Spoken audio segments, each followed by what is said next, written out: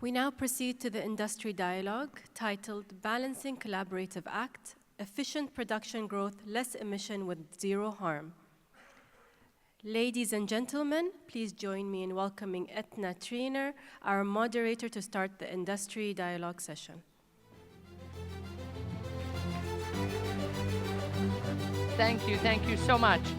And good morning to all of you, or by now we're not quite in the afternoon.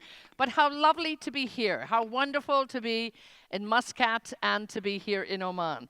And of course, following on from Olivier, he says he might not be here next year. Where might he be? I think there are some universities crying out for him, right? He has the tools, without a doubt. Yes, absolutely. No batteries needed.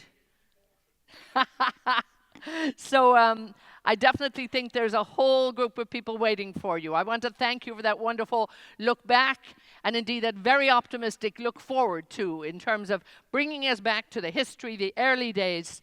And I think he was been very diplomatic there, where he said SPE is not here to talk about whether oil is good or it's bad.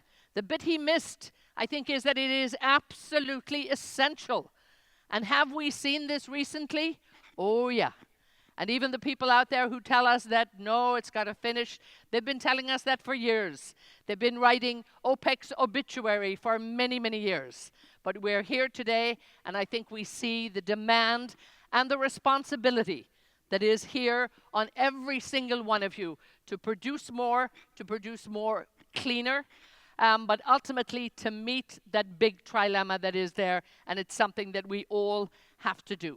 I think one thing that has stayed very consistent in this sector, without a doubt, because there have been challenges every time we've taken to the stage, be it in Oman, be it in USA, be it in Abu Dhabi, be it anywhere in the world, in Europe, right? There's a new challenge at every conference all across the centuries, across the decades. I don't want to date myself too much, but there's been challenges all over the centuries. So the trilemma continues.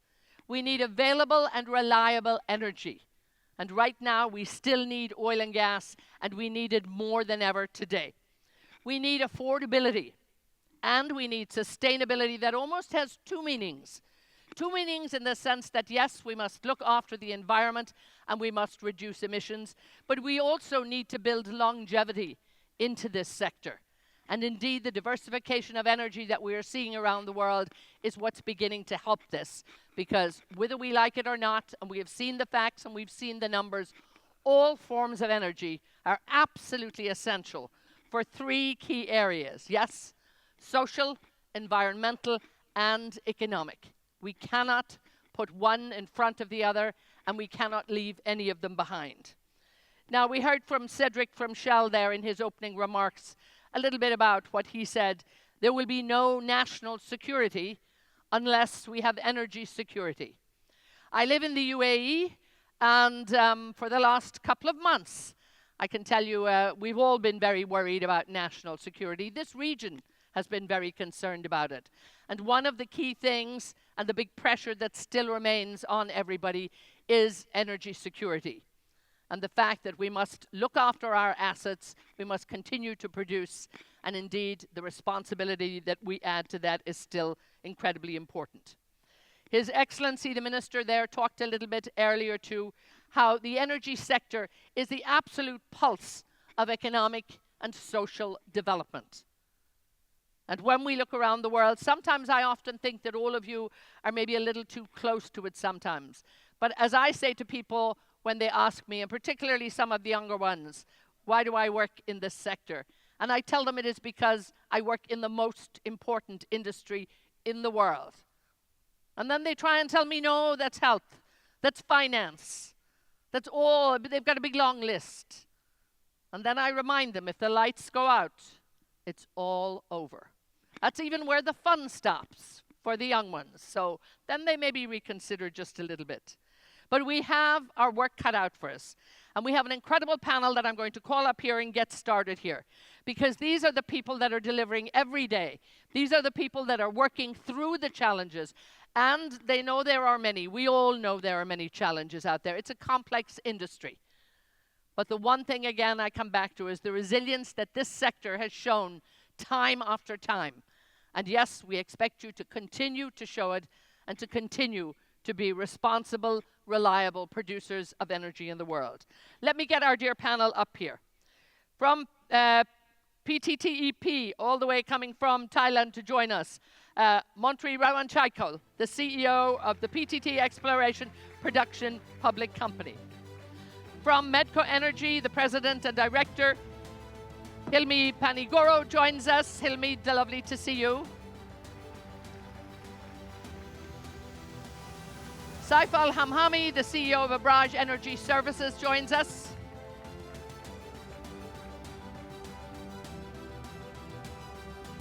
From our very own PDO Oman here, of course, Ibrahim Al-Farai, the Well Engineering Director. And of course, we're thrilled to have with us the Undersecretary for the Ministry of Energy and Minerals in Oman, His Excellency Mohsin Al-Hadrami.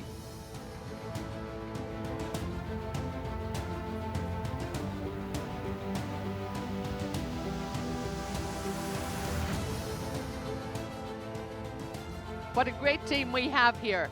So we're going to take the next 40 minutes to just go through all of their great challenges and their great hopes and dreams and aspirations. We'll get it all out and hopefully find some solutions. This one's for you here. We have one each, so we're good. Your Excellency, we look, I think, at the big challenges that are out there, balancing oil and gas growth with decarbonization. There's a lot going on the geopolitical map at the moment, let's say. It's a little bit lively in the neighborhood. So when we look at what do we have to do, is it policy, finance, technology, leadership mindset? What can we do to maybe shift? And we have to put up with what we can't control, but we also have to move forward, and we have to do this collectively. So what do we do? It's not just a trilemma anymore. I don't know the word for when we have 4 catastrophic things coming together. Assalamu alaikum. It's clear?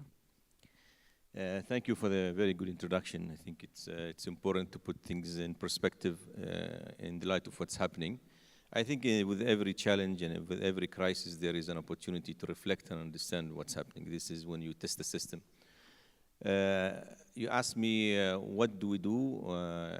Everything is connected. Leadership is always connected to strategy. Strategy is always connected to the vision. The vision is always connected to how you manage resources. And of course, discipline comes from leadership and the fact that whatever you can forge as a strategy or a plan, if there is no discipline to execute, as in the morning session, nothing is going to happen. It just remains an ambition or a dream.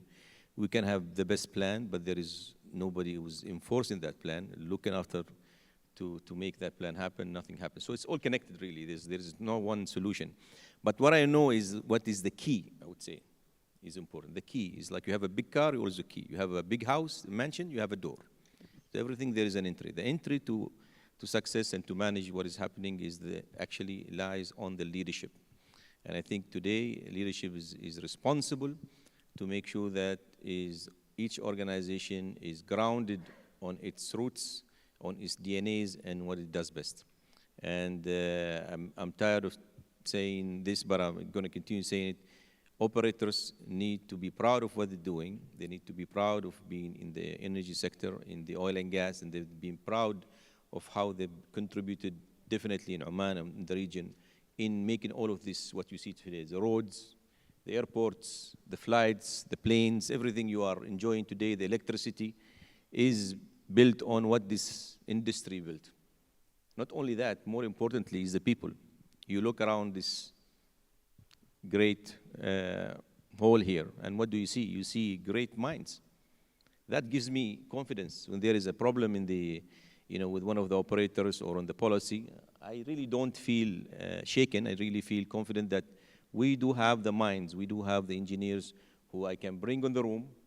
I can give that problem to them, and they will come up with an answer. That could be right, could be wrong, but I have somebody who is going to think about it, is going to support me to do that. So I think what is important today is leadership drives to their organizations being proud about being in this industry, understanding their huge responsibility towards their nations and to the world. Our impact on GDP in the Sultanate from oil and gas is not something that you can easily, forget about. The minute the oil price change, the production change, the Minister of Finance gives you a call. The budgets started to be shuffled. So that's the reality. And I think this is not only my reality. I think everybody who works in the sector understands that this is a reality in every country where energy is important. Differently, GCC are on the same boat. So what we need to do is ground ourselves for what we do best. We need to continue on the journey, continue investing on exploration, making sure that we continue to feed the economy, and the discussions about how do we do that better or responsibly is about checking every process and making sure that each process is responsible from an environmental point of view, from a social impact point of view, and that's going to be part and parcel. Our social responsibility is delivering energy to every home, to every person that we have committed ourselves to. And again, coming back to that concept of responsibility, I think, we still need to look around the world and realize that there's energy poverty in many countries. And again, hopefully one day we'll get to a point where we won't have to talk about that. Ibrahim, talk to me about, sometimes I wonder, is the industry being asked to do too much? Too much, too fast, together? We want higher production, we want lower emissions, we want greater efficiency, we want lower costs, and we want them all today. Where are the trade-offs? Is there a danger we're going to see trade-offs?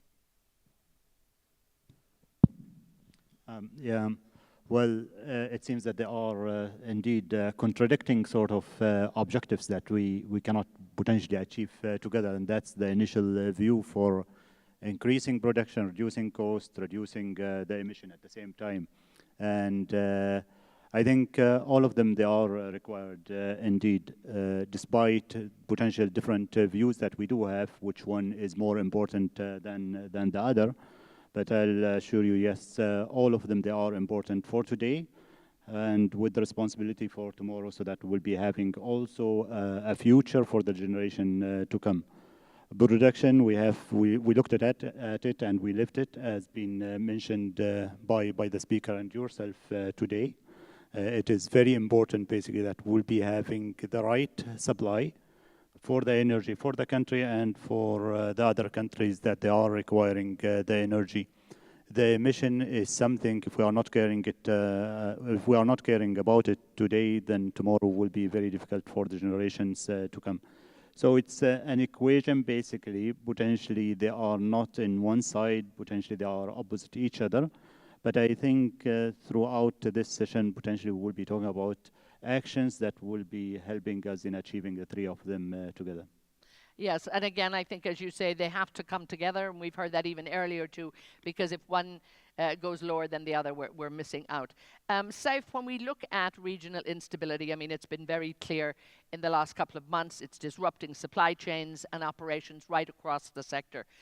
Do you think the industry maybe underestimated how vulnerable energy services really were to geopolitical shocks? Were we ready for this? We can never be ready, I suppose.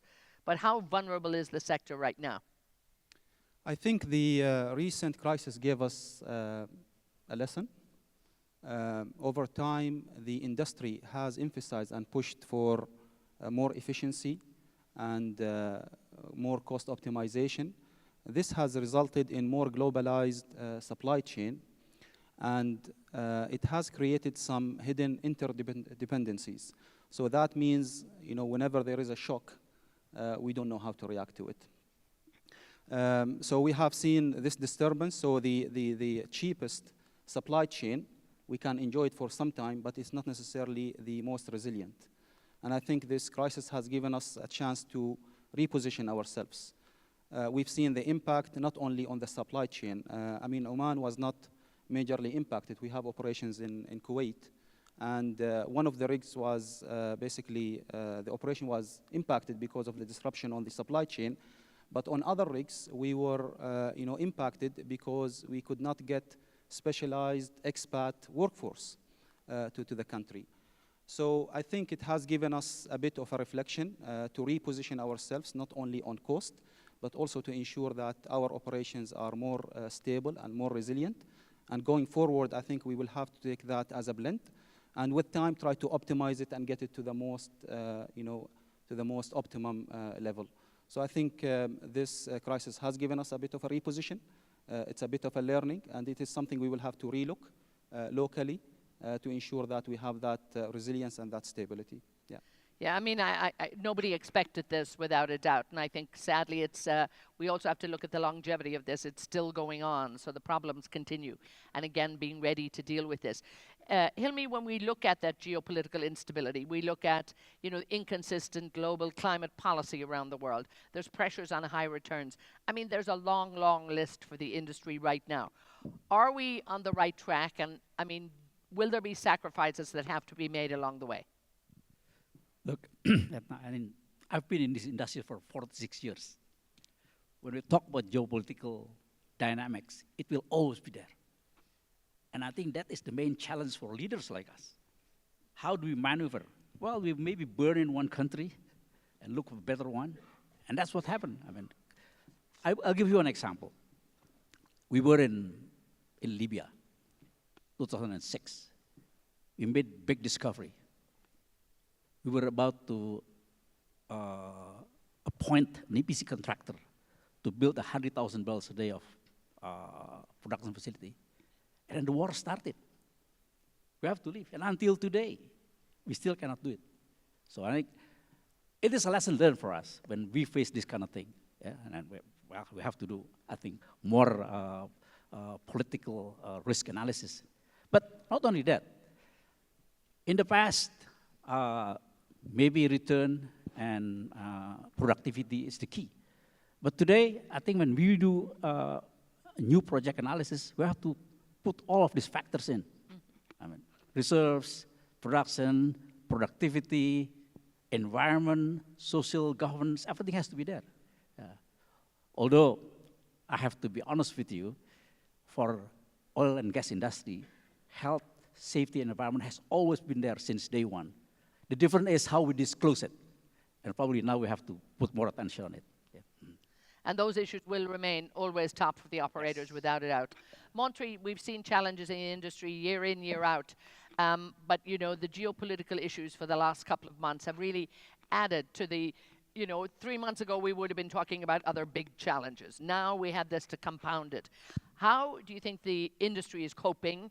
And indeed, when we look at maybe impact as far afield as, your country as well, how are people managing? Thank you. I think I'd like to give you the answer by taking to the very fundamental reason, fundamental ground. We've been talking about energy security. We've been looking at the affordability. I don't think I need to tell you guys all that we have been looking at it for granted. Energy security, energy affordability, we look at it for granted. We just look at it as sustainability for global climate change and so on. And bang, when something happened. In Southeast Asia, where I live in Thailand, we don't look at it as energy security. We now call it energy crisis. It is crisis. Thailand only, the country, importing 20% of gas, LNG, from this region, 20% of oil from this region. So what should I do? I mean, we struggle because this is an energy crisis. Well, I'm not saying that we should not pay attention to sustainability for climate change. We should. We have to continue looking at it. But the fact is, energy security that we all talk about is energy crisis in Southeast Asia. In Thailand, Malaysia has a better chance because they have their own indigenous gas. Indonesia has a better chance, but in Thailand we struggle.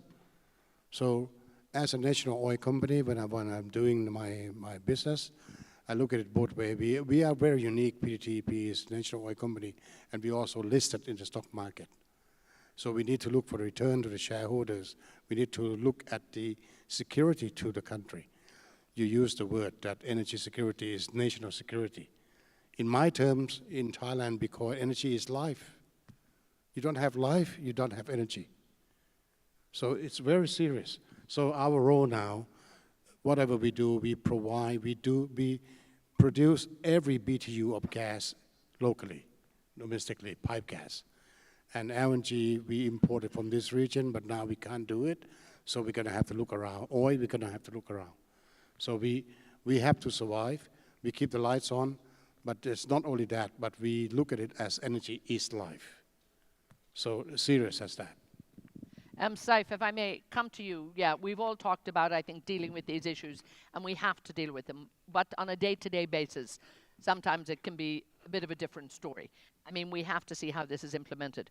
You know, what are the key priorities, you know, when pressure increases? And maybe pull into this where technology is helping or not. Well, when I look at this, I think good question, because when we work today, people like us, like me, with a baby boomer or X, Generation X, compared to the new talent that's coming up to work, you know, they don't particularly like to do more than 8 to 5 and so on. So technology can help. They can work less number of hours, but technology can help. You know, we later on we would talk about the data, the digitalization and so on. But technology today, you know, finding new resources of oil and gas can be much less of a time to look at. The old days, from the first day you find exploration well to the production, will probably be 9 years. But now we can do it within 3 to 4 years because technology, you know, seismic technology, drilling technology, production, and so on.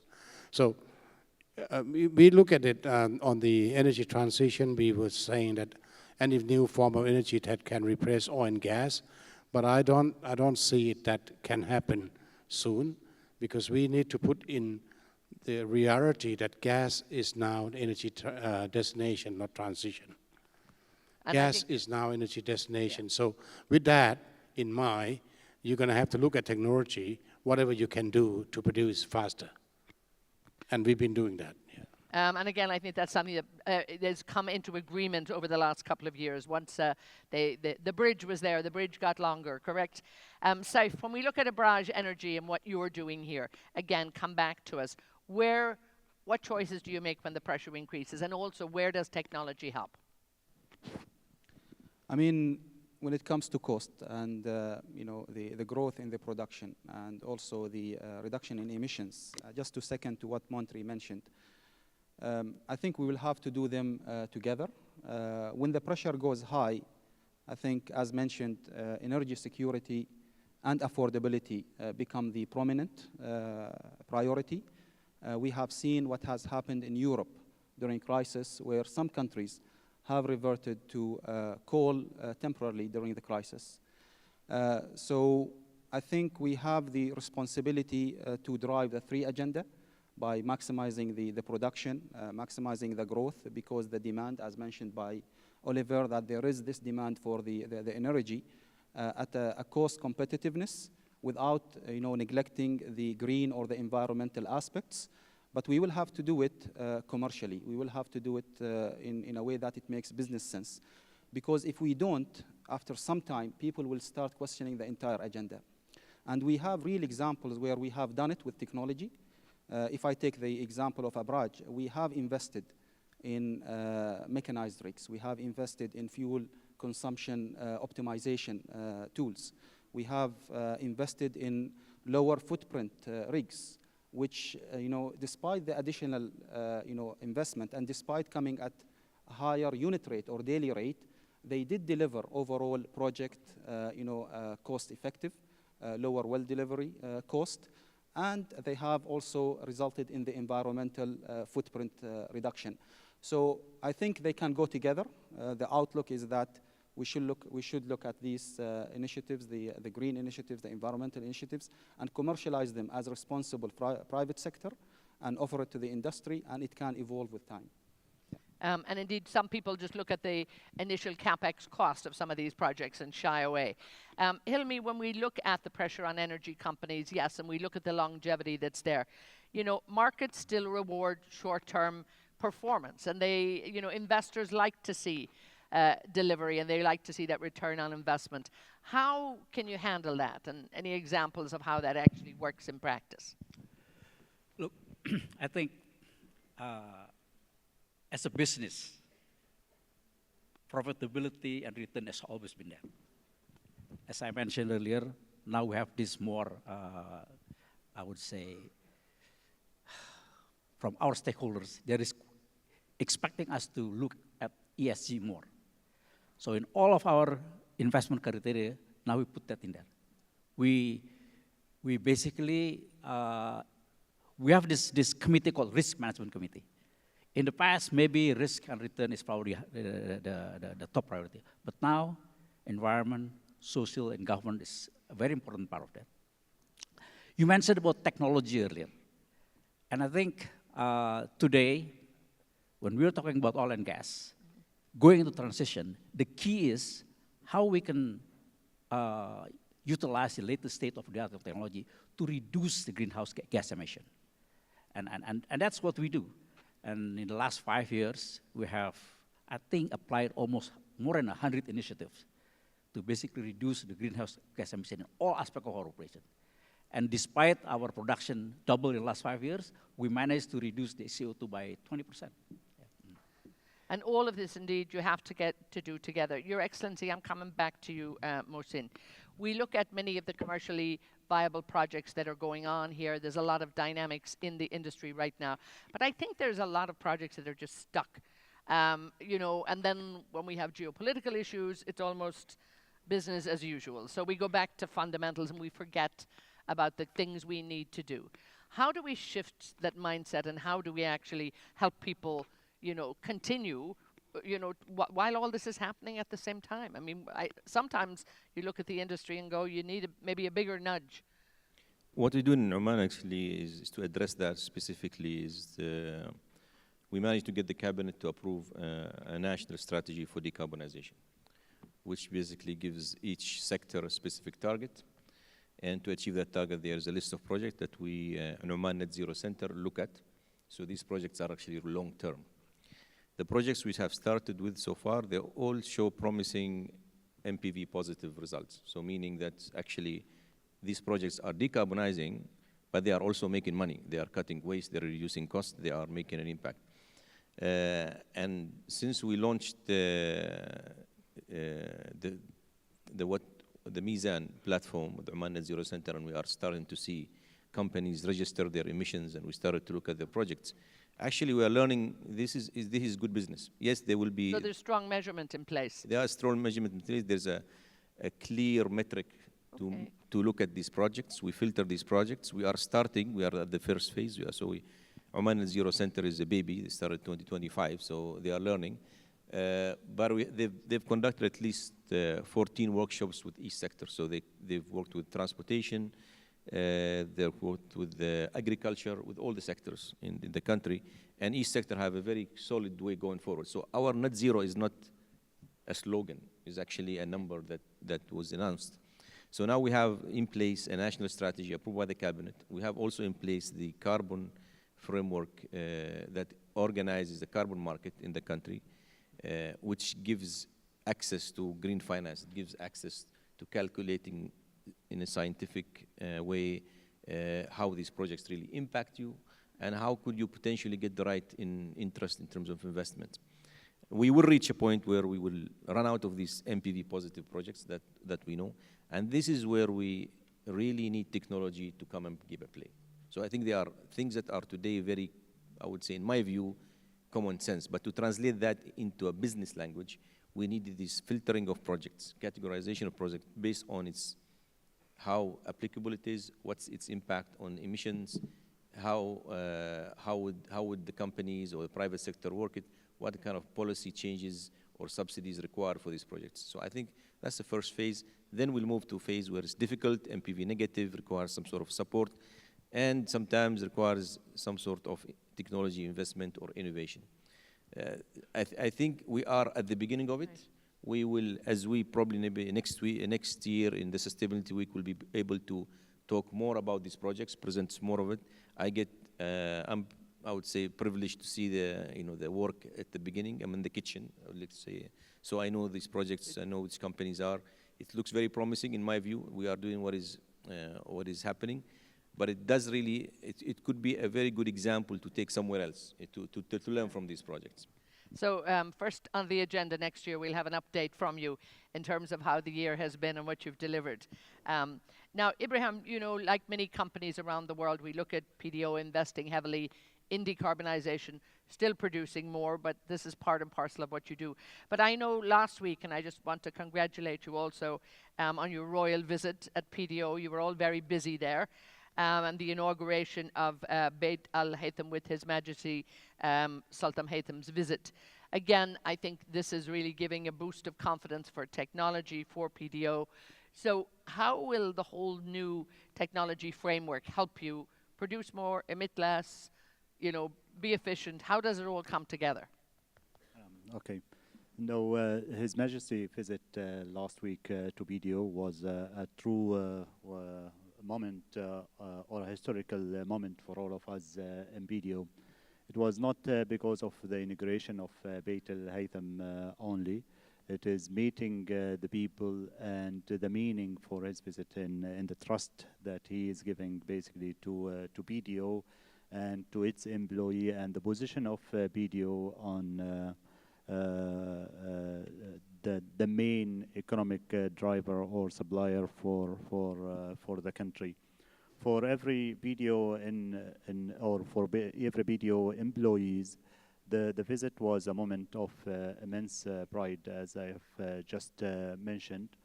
BDO has always been more than an oil and gas company. It is a national institution and a key pillar of the Omani economy. Therefore, having His Majesty meeting the people and integrate Beit Al Haytham sends a very powerful message, again, with regards to the position of BDO and the importance of the technology that BDO, or the journey of technology that BDO they are following and moving forward with. I can spend the time talking about also Beit Al Haytham itself and what does it mean basically as integrated operating center with which they are controlling huge thousands of wells, around 13,000 active wells that we do have in their infrastructure or energy infrastructure that we do have, power system, and multiple operational areas and cluster that we got in the field.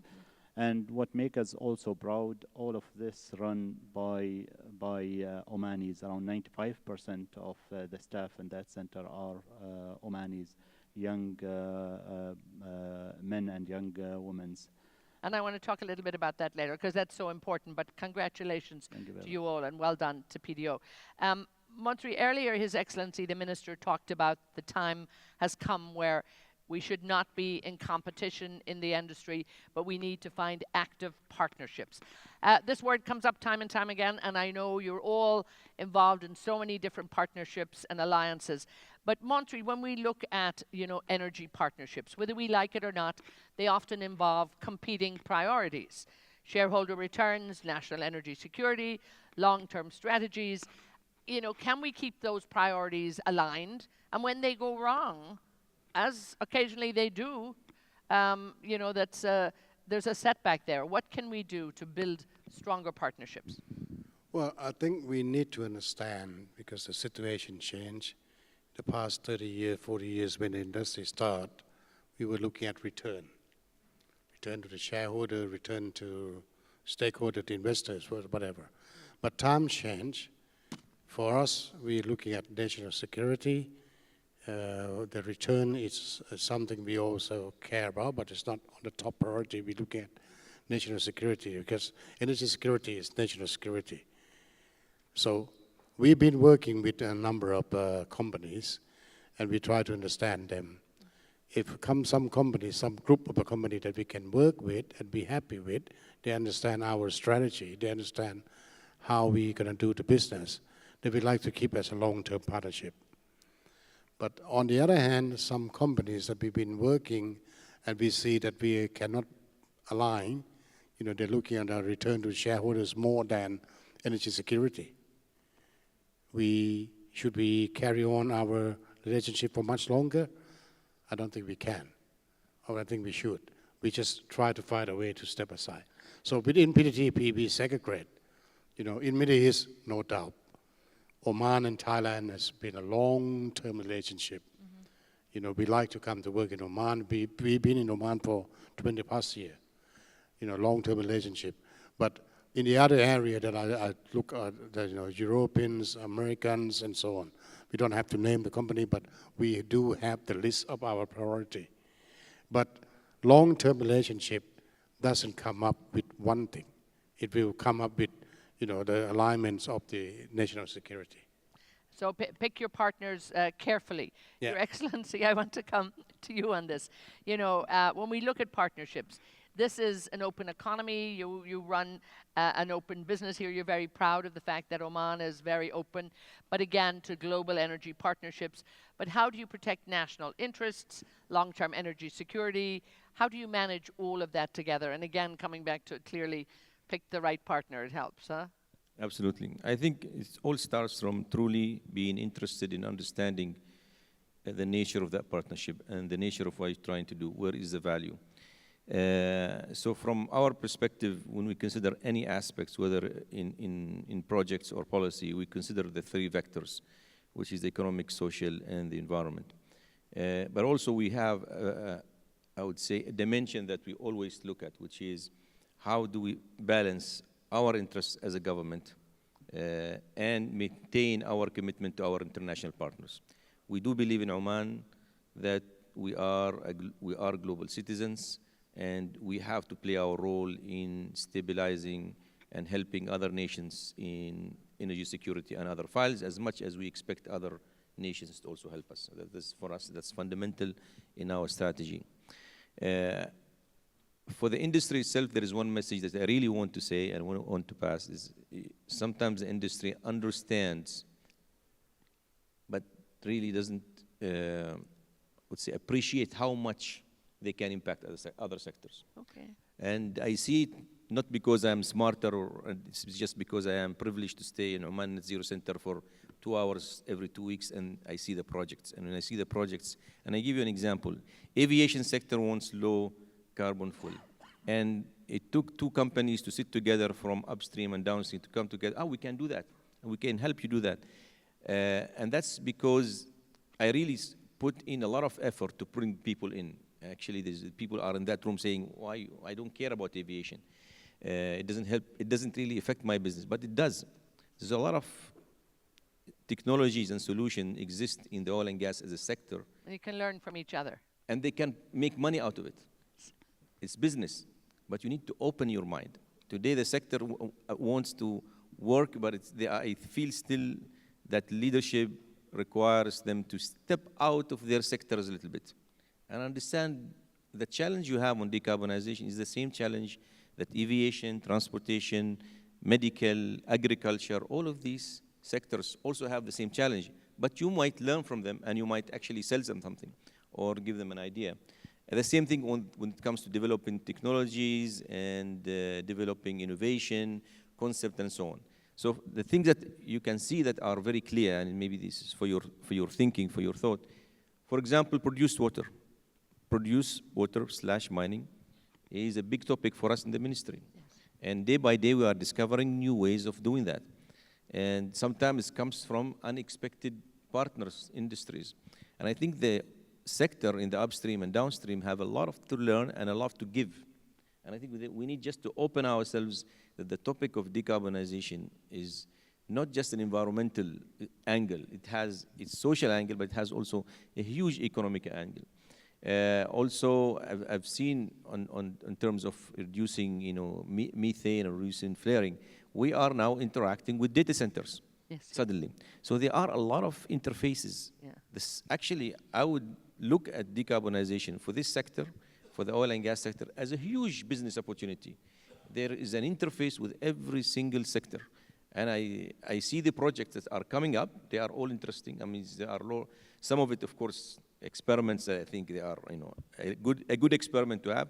But a lot of them are extremely viable. And it only takes leadership to say there to the team, yes, it's not your normal day-to-day business, but it could be a huge business opportunity. Saif, when we look at business opportunities here, the region without a doubt has deliberately supported the growth of national energy service champions like yourself. Critics might argue that this could reduce competition in the region in a very open environment. Talk to me about local capability. Is it proving its strategic value? And again, when we put this in the context of the Omani workforce, I mean, are we finding enough qualified people here to do the jobs that need to be done? So you've got a bit of a 2-for-1 there. Yes. So I think healthy competition is essential for our industry. We need both. We need strong local service providers and supply chain, and we need the international. The local, they provide us with energy security, and also they help in developing the in-house capability, and sometimes they push the limits. And in a way, having strong local companies, they make international companies behave, and we make them behave. They make us behave, and we make them, and they make us behave. And we have seen opportunities unlocking with local companies, and I'll give the example of Abraj. Having a strong local company in hydraulic fracturing, which is basically to enhance the production, has unlocked a scope that has not been tapped before by lowering the unit cost and then unlocking more marginal wells, oil wells, to produce more. So we have seen good examples where investing in local companies, not only they give you the continuity and the resilience, they can also be value added as well. So I think a good blend of strong local companies is important. And with that comes the development of the local workforce. And we have very good examples in many companies. I mean, if I speak about Abraj, we are over 90% Omanized in all technical leadership roles. And I'm talking about over 2,500 employees. And so we still need that, strong local companies, but also the international companies. They also bring the technology, the practices. So a good blend is also required. Yeah. Hilmi, when we look at, the pressure to localize, to build the workforce development here, national capability building, I mean, it's very important, Hilmi, in every area. But you still need some expatriate talent. You need the combo of both while we grow the industry particularly. How do you build capacity quickly? Because I think that's the key thing. It needs to happen rapidly. Yes, there is a requirement for Omanization, for instance, in Iran.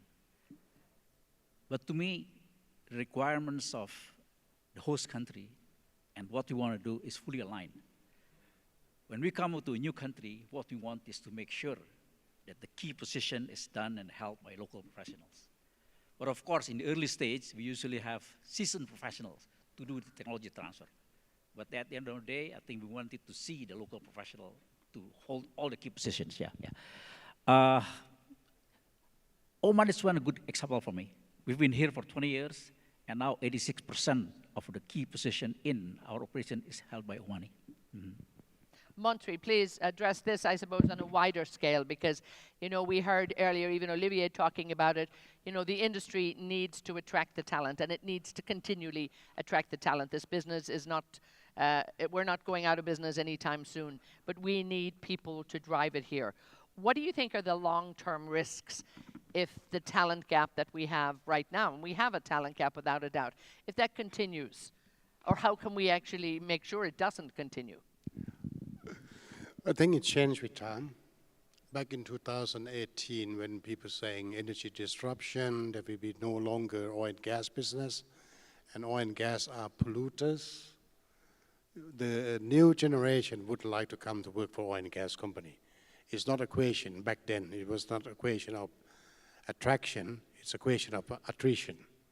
People start leaving the company because they find something else to do. But it changed with time.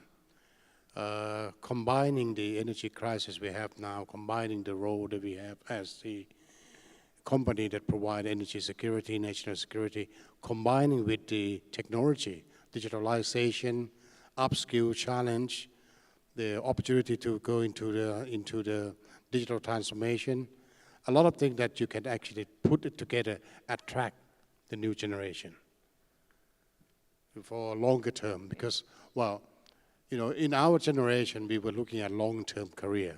And we know that in oil and gas business, the road is very narrow, but long. But in this new generation, they don't care about how narrow the road is. They just want how long the road is. They're narrow or wide, they don't care. But we have to tell them that come to work for oil and gas company now. It's no longer like it used to be many years back. You have plenty of opportunities. You have a chance to upskill yourself, to be digital transformation, to be in the digital world. And on top of that, we not overlook of the energy transition. Anything that come in, new form of energy, we also put everything in the equation.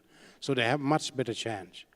So in my terms, in the last few years, I have a problem of the attrition, but now I'm going to start putting some plan for attraction for longer term. Ibrahim, you talked about the workforce at PDO, and congratulations, you have your numbers up there on every level.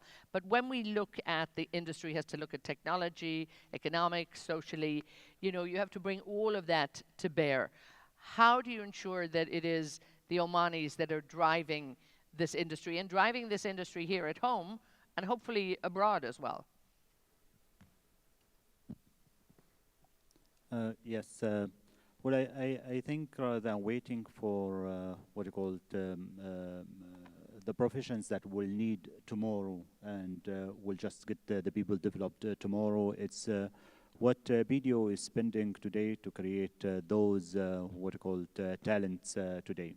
It's as His Excellency mentioned, we spent a lot in training, coaching, and leadership of the individuals, but it's also seeing what sort of professions that tomorrow will be requiring, being with the AI or with digitalization or the future jobs that potentially will be appearing.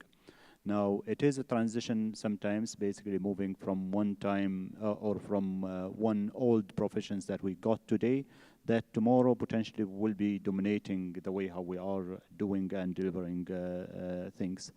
I think we got the privilege on wisely using the revenue today and developing those task force and upskilling them for future so that they will be able to run smoothly, and they are ready basically to take over when it is shifted from the classic way to the new way of doing things. We're moving against the time here, so I want to get a little bit personal, if I may. We all wake up some mornings and we don't have a great day, and I think leadership can be a pretty lonely place to be sometime. When we look at the transition, Your Excellency Mohsin, and you've made your own transition from commercial and operational out there, into government right now. Talk to me maybe a little bit about the challenges for leaders and the mindset that needs to be there. And, how frustrating is that sometimes? I think you cannot make changes without actually impacting the culture of the workplace. The key thing for leaders is to make sure that there is some sort of cohesive environment. The environment has to fit the skill, has to fit the strategy, it has to fit the system. All of this has to come together. And that's not an easy thing to do, because the pace of how culture change versus how technology change, how your stakeholders change goals, and how fast you want to go versus how fast the environment and the system around you can move. And also you have external stakeholders. Even your own brothers in the same government are on different pace, because you are in the oil and gas sector, your pace is faster naturally. Why? Because you are you cannot separate yourself from operation. You cannot separate yourself from failure. Then by virtue of oil and gas exploration, there is a failure rate, and that failure rate is not acceptable in the government. So you are different in a different environment, and you are different from, you are in a two different worlds. You don't fit the private sector and you don't fit the government. So that's the biggest challenge for I think, not just for me, my colleagues who work in other countries the same, because that interface is not easy. However, I think there is a culture that is strong within the energy sector and the oil and gas sector that there is some sort of willingness to accept challenge, willingness to fight back problems, and I think there is also an innovative spirit, and I think we should capitalize and build on that rather than curse it and try and say, okay, it is going to be expensive to do this. We really need to accept the fact that we are here today because of the failures we had in the past, whether it's in HSE, whether it's in technology, whether it's in the systems, whether it's software, or everything we see around today is basically the results of some failure before. And I think that's the culture that we need to build within the organization. We also need to understand something that Olivier mentioned earlier, that we also see generational change. There's a generation that's coming today is not our generation. I think that's a big challenge for leaders to get. For me, I see a challenge that the leadership we have today and across, not all of them understand that the generation coming today, they require different environment, different empowering tools. They don't really need a lot of the tools that we needed when we were young. They need different type of empowerment. So I think what we need to do is to transition the industry to to be competitive, to attract talent, to be able to really forge its way going forward. We really need to work on the environment and culture. We need to work on realizing as leaders, we as leaders have to change the way we somehow do things to be able to connect to this new generation coming. Otherwise, we will lose them. And if we lose them, we actually lose position in the industry, and the world will lose a lot. So I think it's not easy for us going forward, but I think we can do it. It's just we have to be conscious of what's happening around us. The generation is changing, people expectations are changing, and we have to be conscious that the pace might be different in different stakeholders, but we really have to somehow align. We're running out of time here, so I want to bring everybody in on this conversation. So maybe on a bit of a two-for-one. Montri, the big challenges as a leader that, you personally, kind of look at, and also throw in there that quick call to action to what the industry can do to move forward. The quick course of action, I think we just need to see reality. To me, as a leader, I see reality now. We've been looking at energy security, energy affordability, but now we're facing the challenge. We're facing I'm not saying that energy transition will not happen. I'm not saying that we're not paying attention to decarbonization. We do everything we can, but what we are facing the challenge now, my leadership role that I tell everyone in the company is say, stay focused, deliver what you say, keep the commitments, deliver what you say, stay focused. I think that's very good advice for just about everybody.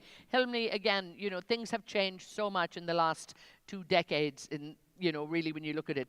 What's driving that energy industry behavior today? And again, if there's a call to action to our dear audience, to the industry, what has it got to be? I think the world will still need a lot of oil and gas for decades to come. At the same time, the world also needs energy transition. I think both has to advance together, and I think the key is technology. How we utilize the latest state-of-the-art technology to increase the production, but minimize greenhouse gas emission. Thank you. Saif, again, I think sometimes it's, as I said, leadership can be a lonely place. But, challenges for you in terms of being in that position, what do you think is your biggest responsibility, and what's your greatest message to the industry? I think it's even becoming more complex, and any decision you take, it might hit, a sweet spot, I don't know, commercially, but it might open another problem somewhere else, maybe socially, maybe, I don't know, politically, etc. Maybe I want to throw a very small example. A couple of years we were put to the test where suddenly at one time we lost contracts for 4 rigs. And we had to, and because we are highly nationalized company of over 90%, we had suddenly over 300 crews out of jobs. And I even had a word with His Excellency at that time. It was a difficult situation. So commercially, legally, you would lay off. Socially, politically, morally for the staff, it's very difficult. Yes. And we decided to retain and then manage the cost. But then I was criticized by the investors, international investors, as a publicly listed company. Why would you keep that OPEX when you are not generating the revenue? Of course, when you get closer to the people, you always find the solution. So my message is people management. We need to be closer together. The call to action, I think, as an industry, as we get, the responsibility gets more, the demand gets more, the expectation, the generations change. I think we need to communicate better. We need to get better, closer to each other. The operators, regulators, service providers, academia, the supply chain. And we need to address these topics, not in silos. The topics of production, emissions reduction, cost, sustainability, social, ICV, capability, etc. They have to be discussed together, and sometimes we will have to take some compromises, but it has to be done maybe together. Yeah. And again, exactly, a bit more holistic thinking in it, I think. Ibrahim, a lot of, changes and a lot of dynamics at PDO, I think, forging ahead in terms of what are you doing. What do you think, yourself and the leadership team in terms of the big challenges? And where's your call to the industry? I think it's the alignment of the leaders' view that increasing production, reducing cost, and reducing emission, that they can come together. I think these are three elements that we do have something that we have already trialed, a few actions basically that we have implemented. And those actions basically aligned the three, or they brought a little bit, the levels basically it's not equal, but they are coming together. A call for industry, I think it's not whether to decarbonize or not, but how quickly and how reliable we can get to that one. It's basically starting the transition today, so that tomorrow we'll be there with the others, and we are not behind. Yeah, the choice is not there. Your Excellency, I'm leaving you the closing word here. Thank you for sharing the leadership challenges that are there. Clearly, when we see governments bringing people like yourself into the industry, this, I think, is, great initiative from the governments. And many governments we're beginning to see in this region doing that, bringing people who have the commercial background into government positions. So that, I think, will help. But if there was one call to the industry here, to the partners, to the suppliers, to the people that you work with, day in and day out, to all of the foreign companies, to the local ones, what's your big call to action? What would make your life easier, and hopefully what will grow production, the whole lot? What will give us that lovely big picture? From my point of view, in terms of balancing decarbonization and growth, our call for action: approach us with your ideas. Do not keep them with you. We have a system that we run through the projects, so we know what to do with them in a systematic, scientific way. And we will consider every single project. We will never drop a project unless it doesn't fit our metrics. And that would be something that is going to cost us too much money, not give us enough reductions. So keep all of those, keep that long list, intact, sort of when you come in. Make sure you've got, a good plan, energy reduction, production increase, all of that, or not energy reduction, emissions reduction, energy increase. That's what we need. Yes, all of that. And again, bringing added value, I think, without a doubt, to the country here, but added value to all of your own companies, because I think, as we've heard here, the opportunities that are here in every area, continue to be very, very prevalent, and good luck to all of the people involved. I want to thank all of you for being with us. Montri, thank you so much. Hilmli, Saif, Ibrahim, and Your Excellency, Mohin. Once again, thank you all so much, and thanks for contributing to this great conversation. Ladies and gentlemen, my dear panel. Okay. Stay with us. Let me hand back to Arij, but gentlemen, please stay on stage for a moment. Yes, please. We've been instructed. May we call on Dr. Saleh Al-Ambouri, OPIS 2026 Conference Chairman and Director General of Exploration and Production of Oil and Gas at the Ministry of Energy and Minerals, to stage to hand the tokens of appreciation.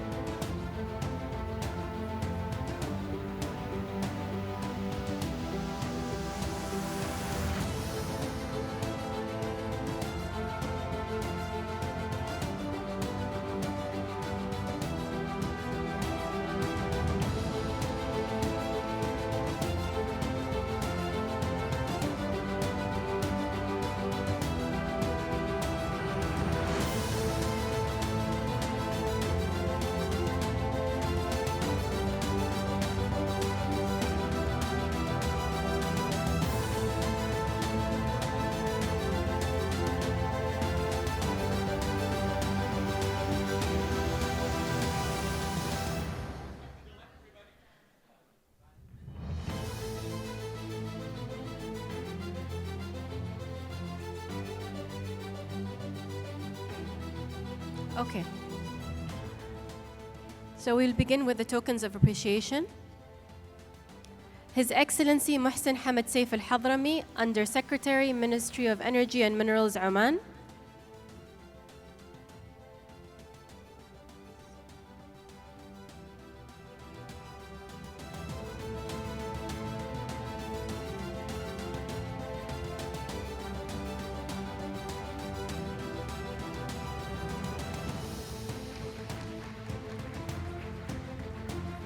إبراهيم الفرعي, Well Engineering Director, Petroleum Development, Oman.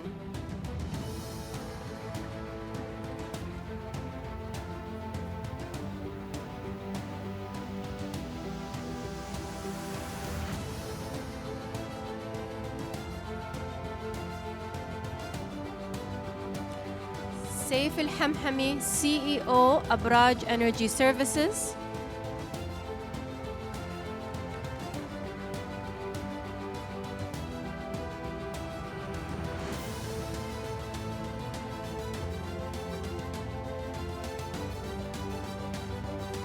Hilmi Panigoro, President Director, Medco Energy.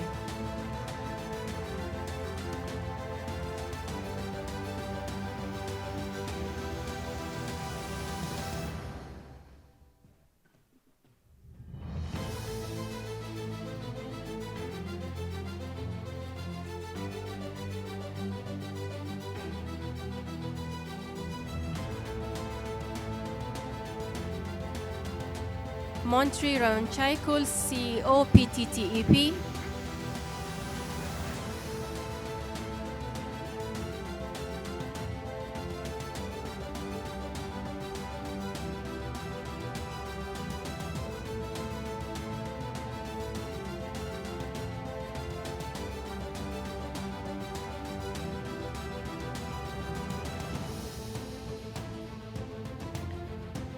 Etna Trainer, our moderator.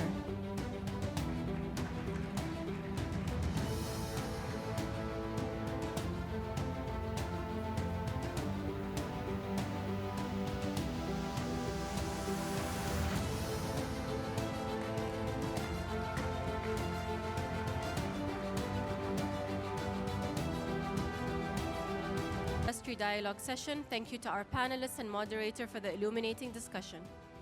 We will progress to the Opus 2026 awards ceremony.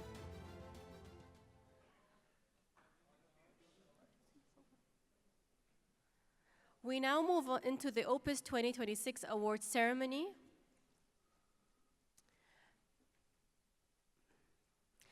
An occasion dedicated to celebrating excellence and innovation across key categories, including sustainability, technological advancement, and performance.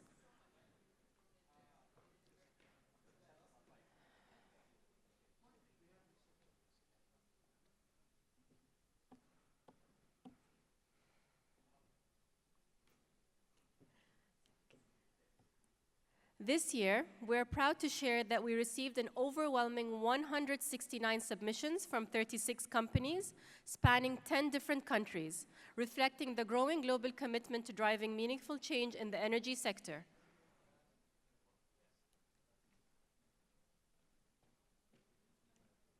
We would like to extend our sincere appreciation to the awards committee for their exceptional commitment and diligence. Their thorough review and thoughtful evaluation of each submission have been fundamental to the success and credibility of the Opus Energy 2026 awards.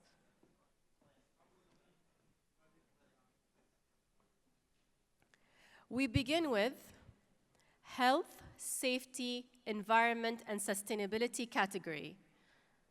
Our finalists are BP Oman, From Measurement to Insight, Integrated Methane Management using Advanced Monitoring Technologies and Drone-Based Validation. Gulf Energy, Basira, a holistic approach to human performance improvement.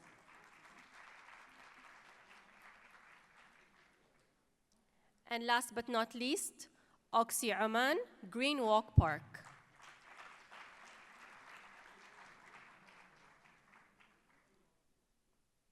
And the winner is BP Oman, From Measurement to Insight, integrated methane management using advanced monitoring technologies and drone-based validation. We invite BP representatives onto the stage to receive their award.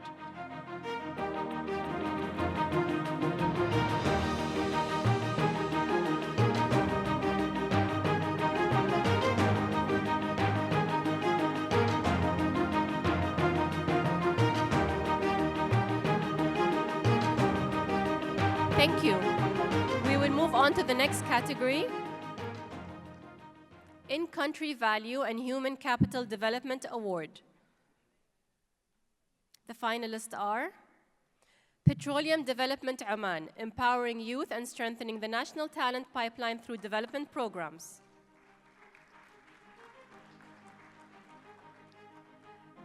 SLB, engineering the future, empowering Oman's next generation through innovation hubs.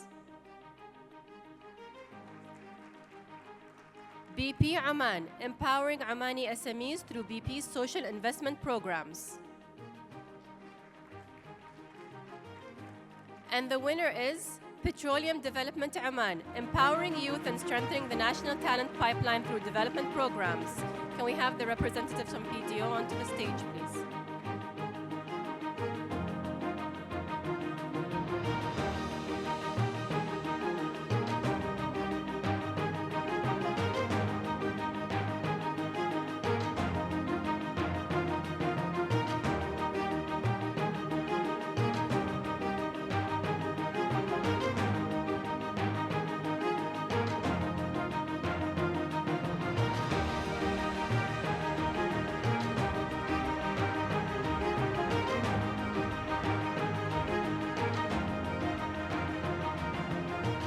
Congratulations.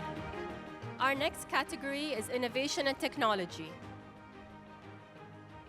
The finalists are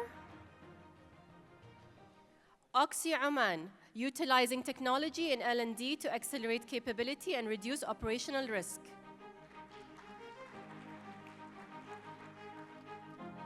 BP Oman, maximizing value through integrated asset modeling.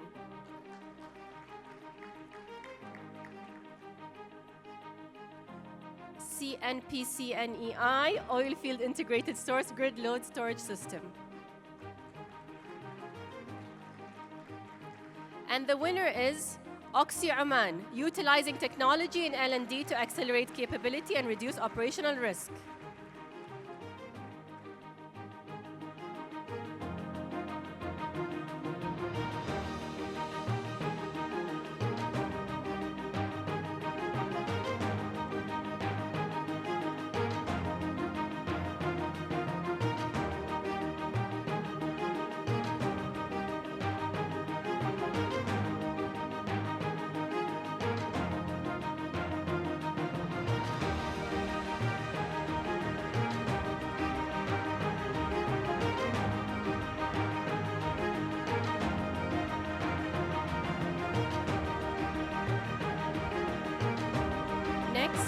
Present the award for low carbon energy. Our finalists are Petroleum Development Oman, Roadmap to Net Zero, PDO Gas Directorate's Decarbonization Journey. CNPCNEI Canada, Oilfield Integrated Source Grid Load Storage System. Sharjah National Oil Corporation, Sana Solar PV Project.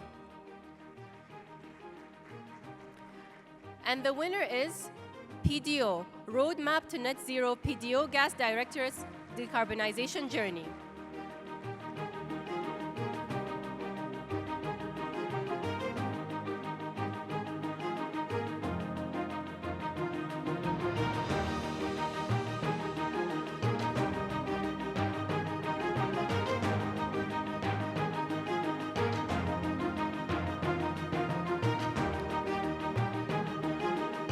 Finally, in this segment, we recognize excellence in transformation and organization performance category.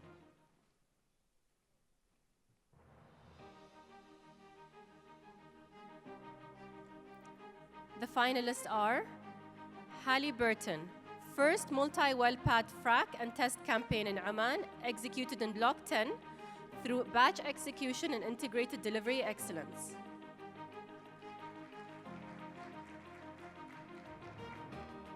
PDO, transforming WRFM performance in a mature asset, achieving sustained 2% subsurface deferment in Nimr, Oman. BP Oman, BP Worley Oman Alliance, a high-performance partnership delivering sustainable capex reduction and productivity gains. And the winner is Halliburton, first multi-well pad frac and test campaign in Oman, executed in Block 10 through batch execution and integrated delivery excellence.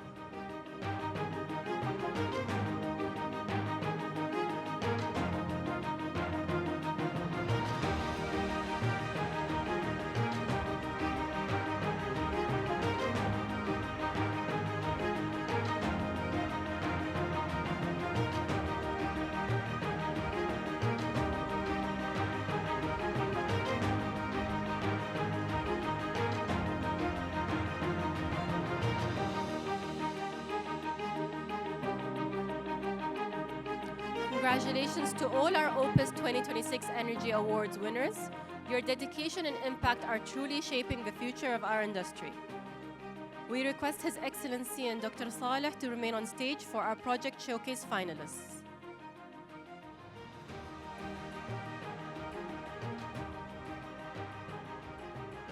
As part of Opus 2026 and this year's theme, Winning Through Collaboration, Achieving Sustainable Energy Future, we're proud to present a session highlighting impact of projects driving sustainable energy future. We received 50 outstanding submissions from 18 companies across 10 countries. A special thanks to our Project Showcase Review Committee for their careful evaluation. Today, we're excited to recognize the top 2 highest related projects of the year.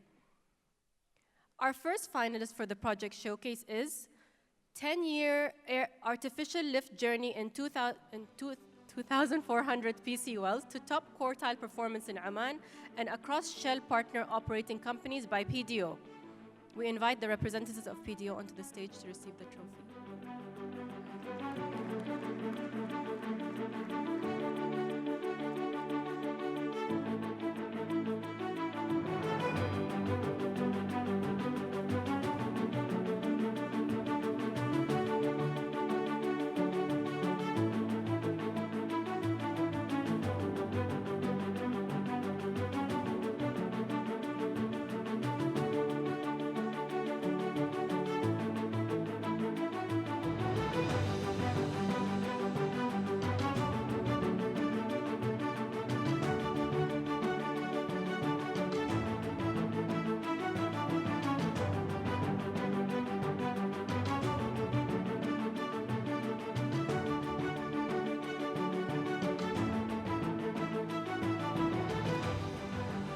The next project is Predictive Fleet Safety Management using ADAS and AI-enabled fatigue monitoring by PTTEP, SSHE, and Fleet Management.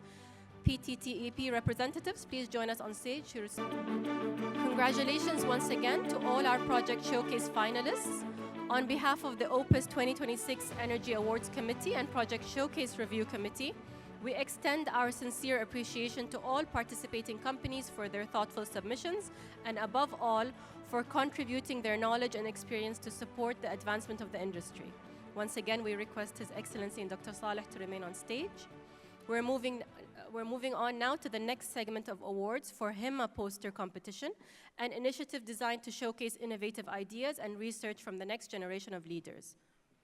Third place is awarded to the project Solar Wireless EV Link Autonomous Contactless Charging Infrastructure by students Nasr Al-Farsi, Salim Al-Kindi, Al-Qasim Al-Suleimani, Dawood Al-Ma'ani, and Hood Al-Kharousi from the University of Technology and Applied Sciences.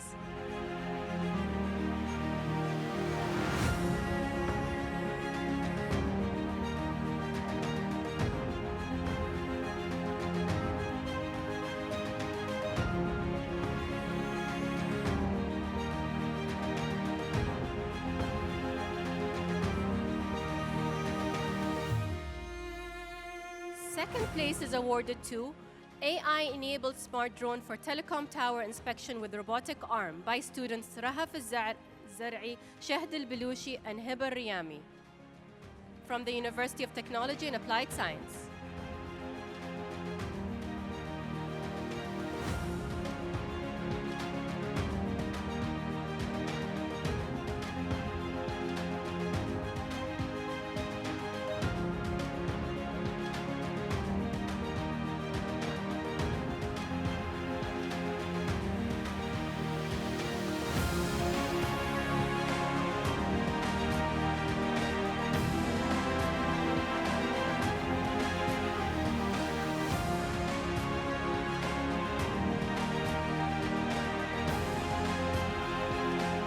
Our first place winner is AI-powered mobile application to support field workers in energy by Shihab Al-Jabri and Abdulrahman Al-Badi from Dhafar University.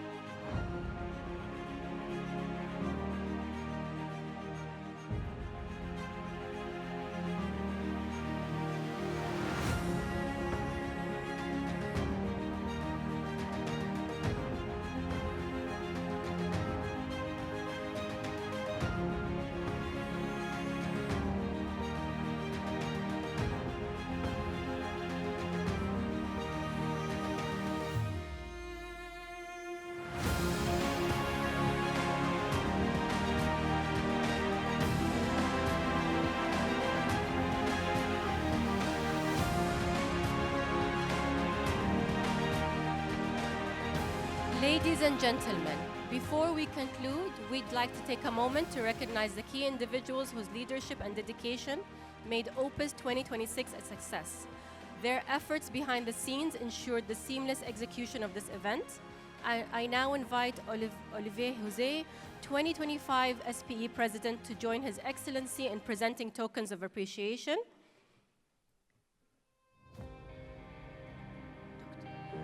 Beginning with Dr. Saleh Al-Ambouri, Conference and Opus 2026 Awards Chairperson.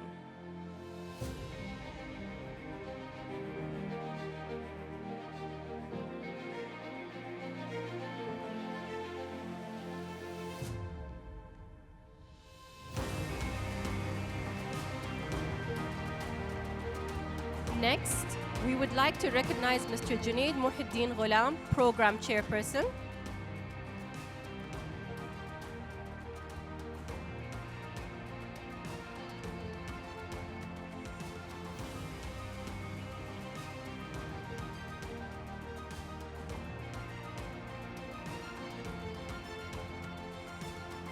Now we invite Mr. Yasin Najwani and Mr. Shader Hamid, who is unfortunately not able to attend today, program co-chairs, to the stage to receive their tokens of appreciation.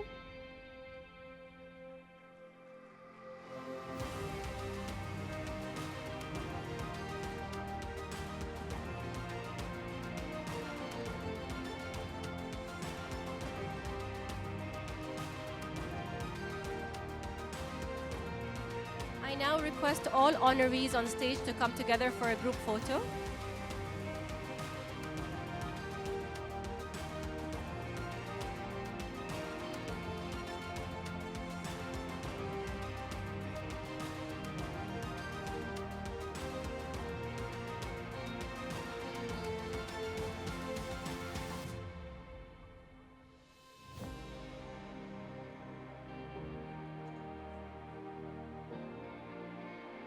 Ladies and gentlemen, that brings our awards ceremony to a close.